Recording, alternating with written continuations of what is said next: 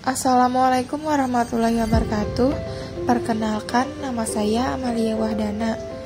Pada video kali ini saya akan membahas tentang lumut daun. Lumut sejati atau disebut juga dengan lumut daun atau Bryophyta, nama lainnya itu musci, adalah anggota tumbuhan tidak berpembuluh dan tumbuhan berspora yang termasuk dalam superdivisi tumbuhan lumut atau Bryophyta. Ciri-ciri lumut daun yaitu 1. Akarnya belum berupa akar, masih berupa rizoid. 2. Fase dominannya adalah fase gametofit. 3. Spora terdiri 2 lapisan yaitu endospora dan ekspora. Habitatnya pada tempat lembab. 4. Sporofitnya terdiri dari bagian seta, apophysis, vaginula, columella, dan calyptra. 5.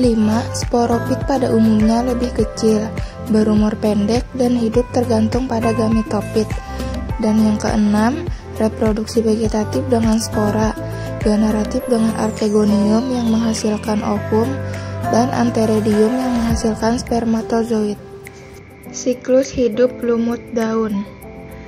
Pada siklus hidup lumut daun, terdapat generasi yang bersifat haploid dan generasi yang bersifat diploid. Generasi haploid bisa disebut dengan generasi gametofit. Generasi gametofit terdiri dari gametofit jantan dan gametofit betina. Pada gametofit jantan memiliki antherozoid yang dihasilkan oleh antheridium. Antheridium terletak di dalam ujung batang berdaun, sedangkan pada gametofit betina memiliki ovum. Ovum dihasilkan oleh archegonium yang terletak di ujung batang berdaun juga.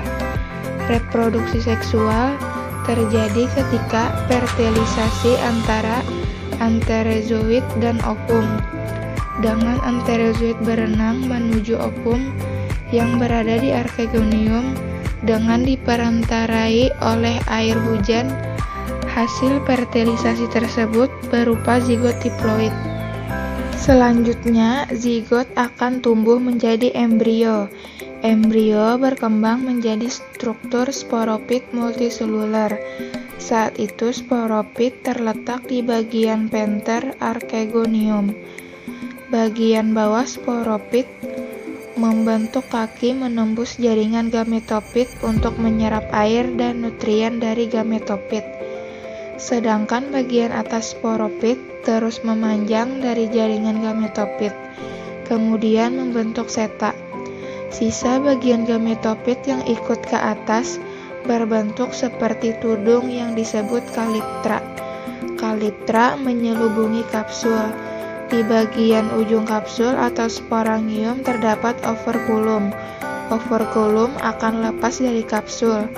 Kemudian di dalam kapsul terdapat sel induk spora. Sel induk spora mengalami pembelahan meiosis menjadi spora. Spora akan dikeluarkan ketika operculum sudah lepas.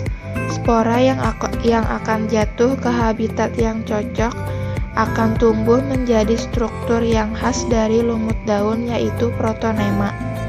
Protonema berupa filamen atau benang bercabang-cabang. Beberapa saudari protonema akan tumbuh menjadi gametofit kembali. Habitat lumut daun.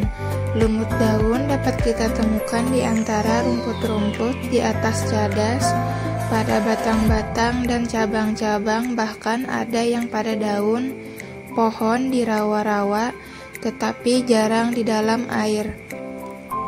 Lumut daun atau lumut sejati juga dapat ditemukan di daerah kutub, tropis, atau gurun. Yang terakhir, manfaat pada lumut daun.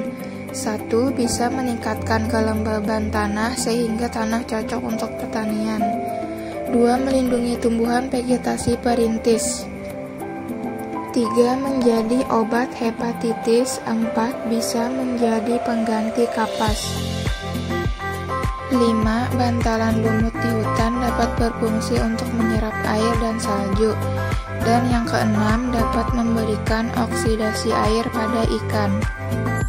Sekian video dari saya. Wassalamualaikum warahmatullahi wabarakatuh.